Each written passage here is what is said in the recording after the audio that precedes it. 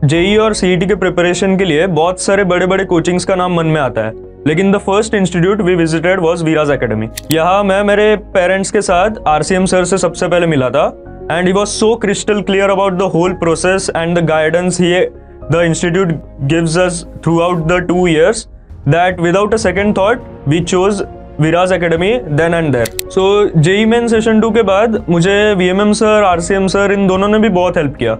ये दोनों का पूरा फोकस मतलब मुझे तो लगता है मेरे ऊपर शिफ्ट हो गया था कि बस इसका कुछ हिलने नहीं देना है मुझे। पूरे जर्नी में इसने बहुत मेहनत की है, 2 साल उन्होंने देखी थी और सच में मैंने की भी थी मेहनत, और बस उनका यही था कि ये पूरे 2 साल इसके वेस्ट ना हो और ये सक्सेसफुल हो जाए एंड में।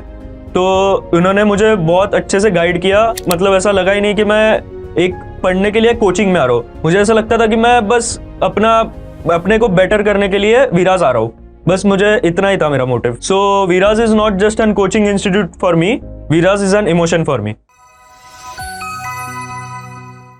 मेरा नाम तन्मय कोल्ले है। मैंने अपना 10th स्टैंडर्ड लोकपुरम पब्लिक स्कूल से किया है। मुझे 11th और 12th में जेई और सीईटी की प्रिपरेशन करनी थी, इसलिए मैंने विराज एकेडमी चूज किया। मेरी जेई मेन में 94.75 परसेंटाइल आई है और मेरी सीईटी में 99.80 परसेंटाइल आई है। सो जेई और सीईटी के प्रिपरेशन के लिए बहुत सारे बड़े बड़े कोचिंग्स का नाम मन में आता है, लेकिन the first institute we visited was Viraj academy.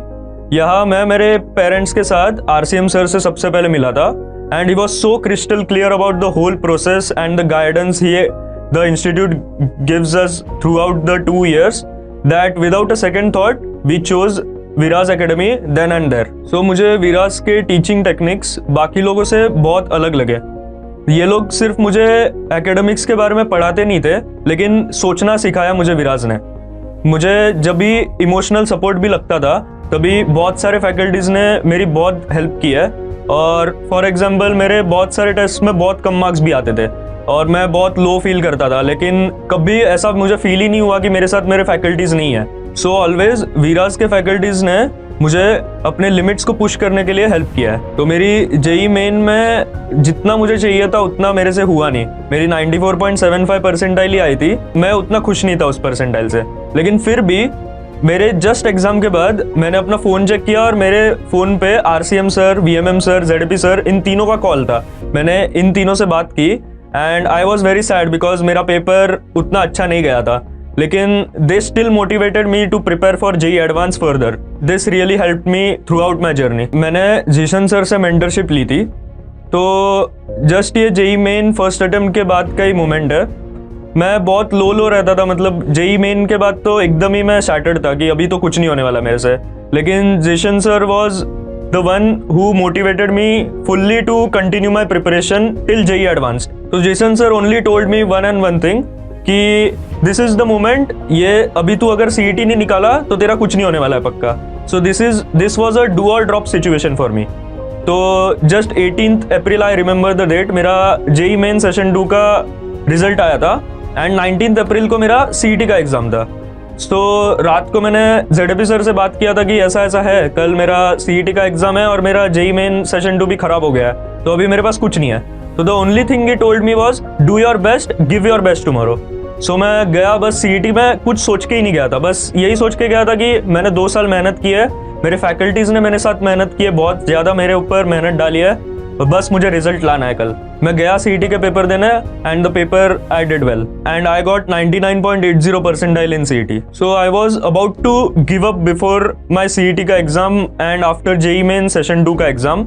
सो अगर वो जीशन सर का कॉल मुझे नहीं आता तो फॉर श्योर मैं कुछ नहीं कर पाता और मुझे ड्रॉप ही लेना पड़ता अगर मैं मेरा सीईटी का एग्जाम अच्छा नहीं करता।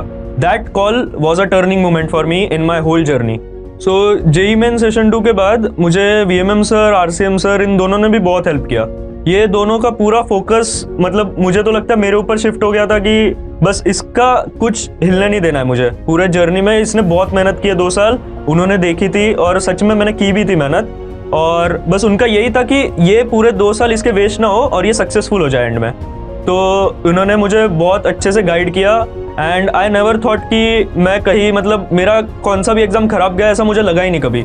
इतना अच्छे से they were behind me so many times कि मतलब ऐसा लगा ही नहीं कि मैं एक पढ़ने के लिए कोचिंग में आ रहा हूँ। मुझे ऐसा लगता था कि मैं बस अपने को बेटर करने के लिए विराज आ रहा हूँ। जूनियर्स को मैं इतना ही कहना चाहूँगा कि अपने फैकल्टीज़ के साथ बहुत कनेक्टेड रहो, बिकॉज अभी भी मेरा एडमिशन का काउंसलिंग प्रोसेस जब भी चल रहा है तभी Vikas sir is so much connected with us कि मतलब स्टार्टिंग से लेके till achieving your dream college Viraz supports you in each and every way possible. So Viraz is not just an coaching institute for me, Viraz is an emotion for me.